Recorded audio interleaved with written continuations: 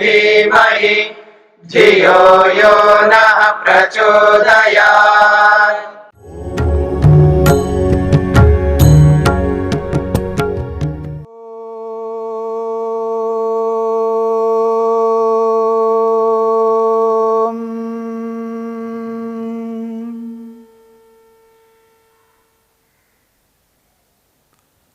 योग विद्या के अंतर्गत मन की अवस्थाओं की चर्चा हो रही है। मन की 5 अवस्थाओं में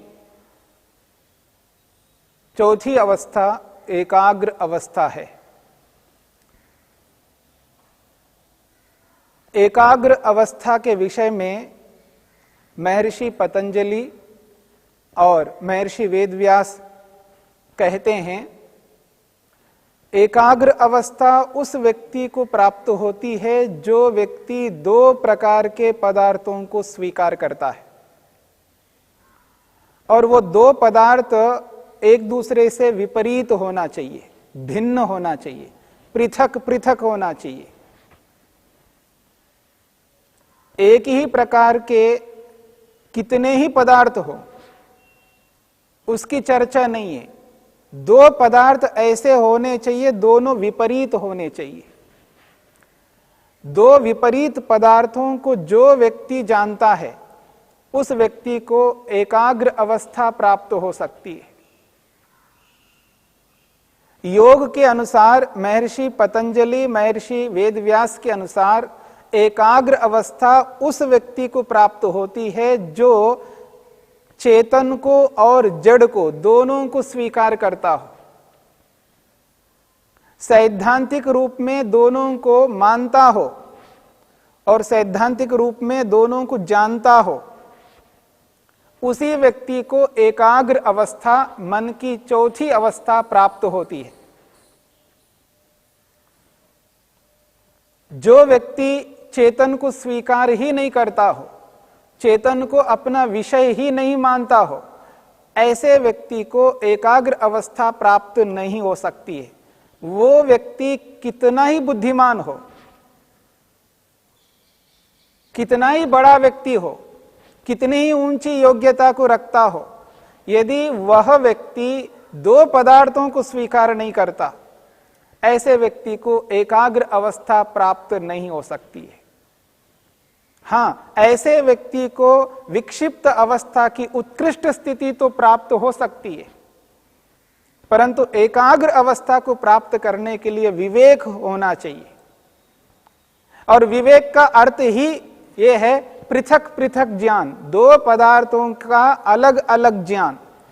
विनक्ति इति विवेकः, जो पृथक करने वाला होता है, अलग करने वाला होता है, 2 पदार्थों को बिल्कुल अलग पृथक पृथक करने वाला, चेतन को चेतन और जड़ को जड़, लिविंग थिंग और नॉन लिविंग थिंग, दोनों को अलग करने वाला जो ज्ञान होता है उसका नाम विवेक है। ऐसा विवेक जिस व्यक्ति को होता है उसी व्यक्ति को एकाग्र अवस्था प्राप्त होती है। और एकाग्र अवस्था की जो पहली उपलब्धि आपके सामने रखी, सद्भूतम अर्थम प्रद्योतयति, जो वस्तु जैसी है उस वस्तु को वैसा ही स्वीकार करना, वैसा ही मानना, वैसा ही उसको व्यवहार में उतारना, व्यवहार में भी उसी रूप में उस वस्तु के साथ व्यवहार करना, शब्दों के माध्यम से उस वस्तु को तो जानना और व्यवहार के माध्यम से उस वस्तु के विपरीत व्यवहार करना, वो विवेक नहीं कहला सकता। और ऐसे व्यक्ति को एकाग्र अवस्था प्राप्त नहीं हो सकती है। वो पद से, प्रतिष्ठा से या और अन्य कारणों से वो कितना ही बड़ा व्यक्ति हो सकता है, वो सन्यासी हो सकता है, वो वानप्रस्थी हो सकता है, वो विद्वान हो सकता है, वो कितना ही बड़ा व्यक्ति हो सकता है, यदि वो व्यवहार के रूप में दोनों पदार्थों को जो जैसे हैं उन पदार्थों को वैसा स्वीकार नहीं करता, व्यवहार कुछ और कहता है और उसका सैद्धांतिक ज्ञान कुछ और कहता है, ऐसे व्यक्ति को एकाग्र अवस्था प्राप्त नहीं हो सकती है। जो योग में जिस एकाग्र अवस्था की चर्चा की जा रही है, ऐसी एकाग्र अवस्था को वही व्यक्ति प्राप्त कर सकता है जो योगी होता है, जो योगाभ्यासिक होता है, जो योग को स्वीकार किया हुआ होता है, जो अपने जीवन को योग के अनुरूप बनाया हुआ होता है। वो कोई भी व्यक्ति हो, चाहे वो प्रकट रूप में हो चाहे अप्रकट रूप में हो। कोई योग को प्रकट रूप में व्यवहार में उतारता हो जो बिना बताए किसी को स्वीकार करता हो।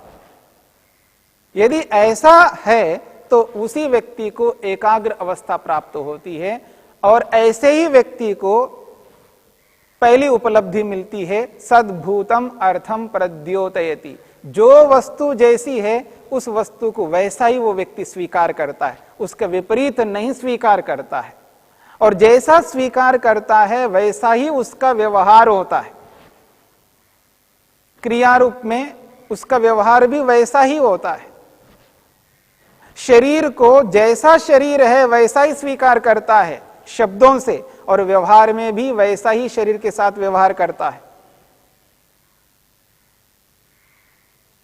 शरीर के प्रति उसे दुख नहीं हो सकता। किसी भी संबंध को बनाए रखने में वो सक्षम होता है। उस संबंध को बनाए रखता हुआ वो व्यक्ति कभी शोक को प्राप्त नहीं हो सकता, दुख को प्राप्त नहीं हो सकता, खिन्न नहीं हो सकता। किसी भी वस्तु के साथ जुड़ करके उसके साथ व्यवहार करता हुआ उस वस्तु से कभी खिन्न नहीं हो सकता, उस वस्तु से कभी अप्रसन्न नहीं हो सकता, उस वस्तु के न मिलने पर कभी दुखी नहीं हो सकता, और उस वस्तु के प्राप्त हो जाने पर ऐसा सुखी नहीं होता है जो दुख का कारण बनता हो। सुखी तो होता है, सुखी होना दो प्रकार से होता है। योगी व्यक्ति भी, जिसे हम योगी कहते हैं, वो योगी व्यक्ति भी सुखी होता है और भोगी व्यक्ति भी सुखी होता है, लेकिन दोनों के सुख में बहुत अंतर है, जमीन आसमान का अंतर है।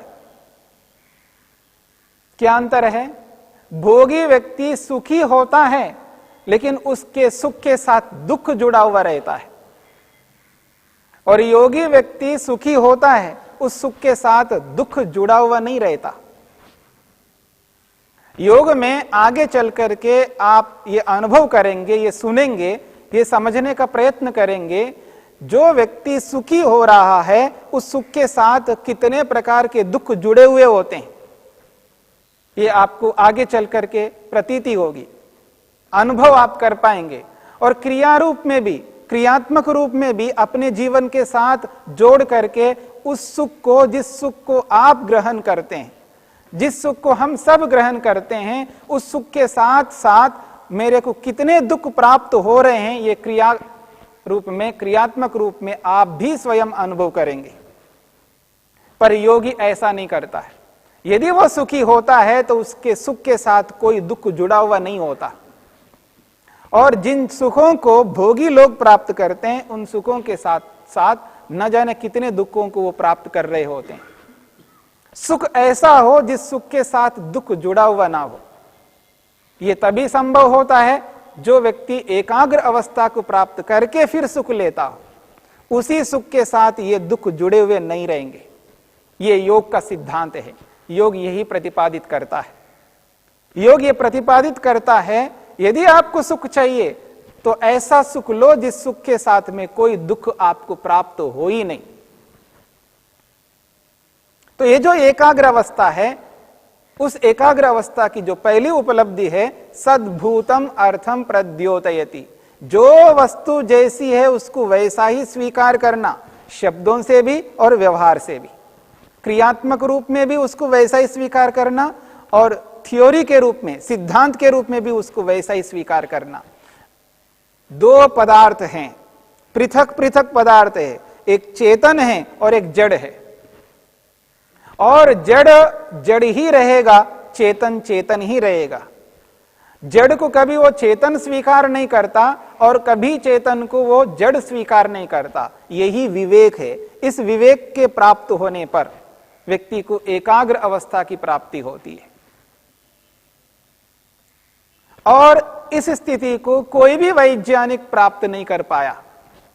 याद रखना, वैज्ञानिकों के उपकार को मैं स्वीकार करता हूं, हम सबको स्वीकार करना है, क्योंकि उन्होंने हम पर न जाने कितना उपकार किया।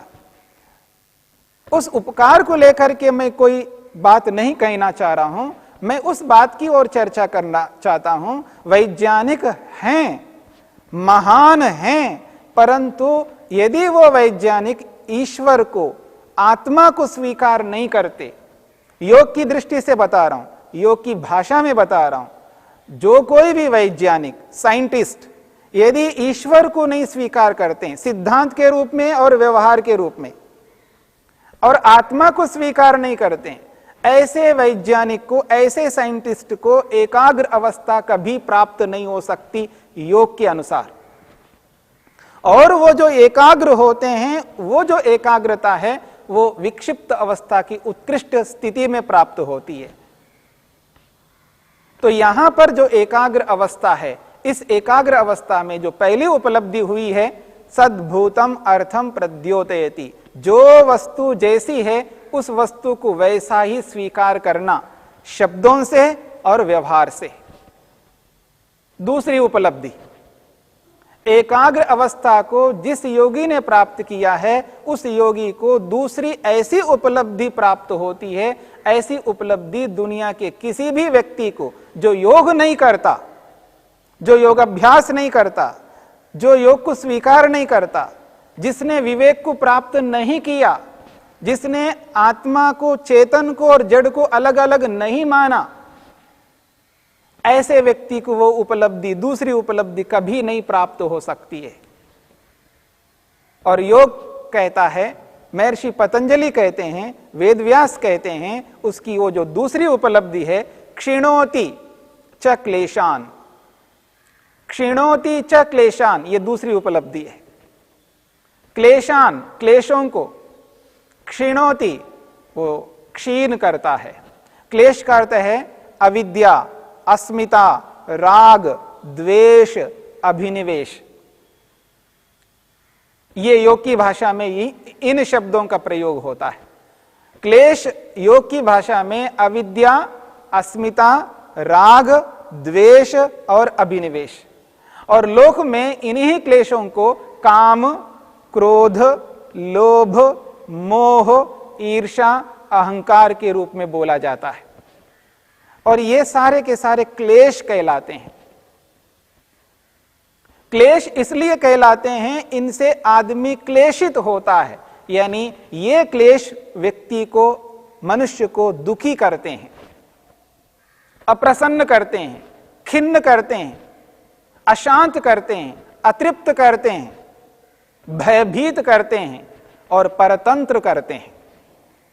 जिन क्लेशों से व्यक्ति दुखी होता हो, अतृप्त होता हो, असंतुष्ट होता हो, खिन्न होता हो, अप्रसन्न होता हो, भययुक्त होता हो और अपने आप को परतंत्रता में स्वीकार करता हो, ऐसे क्लेशों को हटाना पड़ता है, नष्ट करना पड़ता है।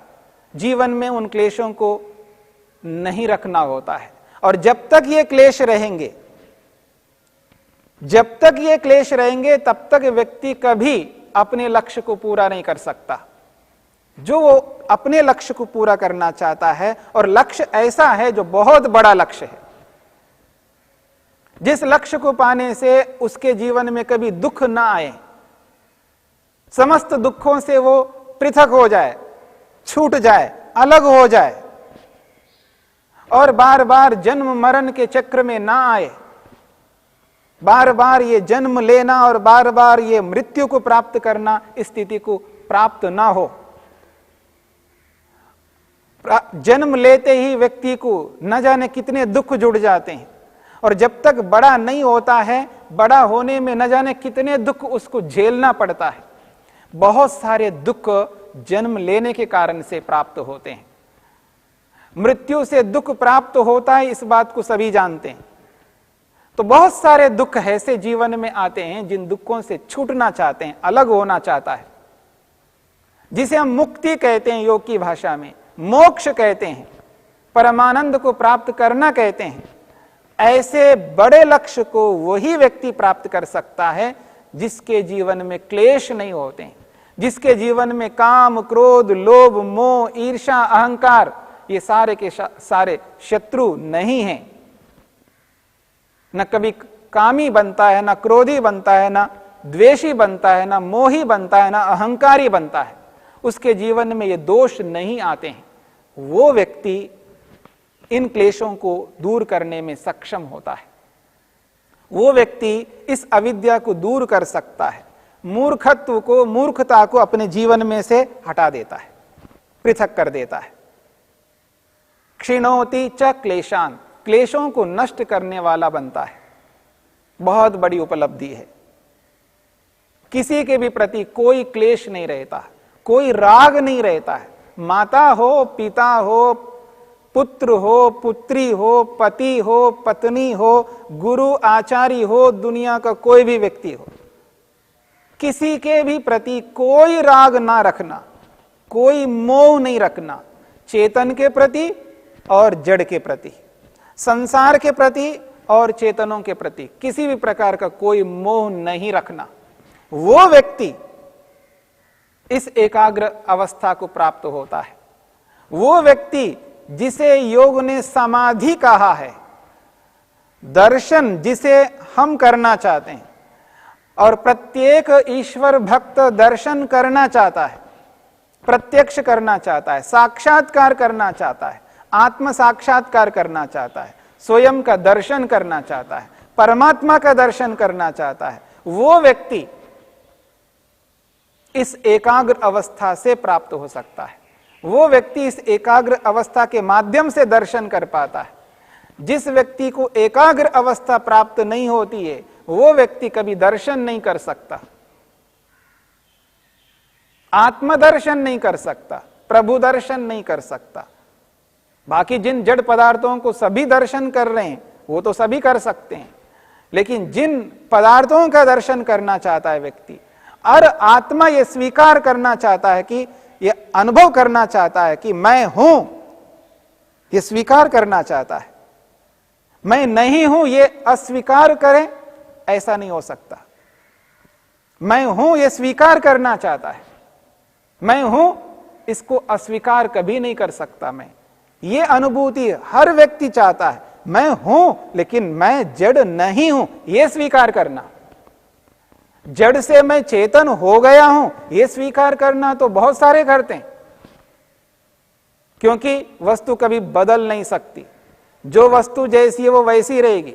रूपांतरण तो हो सकता है तो, लेकिन जड़ में बहुत सारे रूपांतरण हो सकते हैं, बहुत सारे परिवर्तन हो सकते हैं, लेकिन परिवर्तन जड़ से चेतन के रूप में कैसा, ऐसा परिवर्तन कभी नहीं हो सकता। तो इस बात को हमें समझना है। एकाग्र अवस्था की जो उपलब्धि है, दूसरी उपलब्धि क्लेशों को समाप्त करना, इस बात को समझना है। द्यो शान्तिरन्तरिक्षं शान्तिः पृथिवी शान्तिरापः शान्तिरोषधयः शान्तिः वनस्पतयः शान्तिर्विश्वे देवाः शान्तिर्ब्रह्म शान्तिः सर्वं शान्ति शान्तिरेव शान्ति क्षमा शान्तिरेधि। ॐ शान्तिः शान्तिः शान्तिः।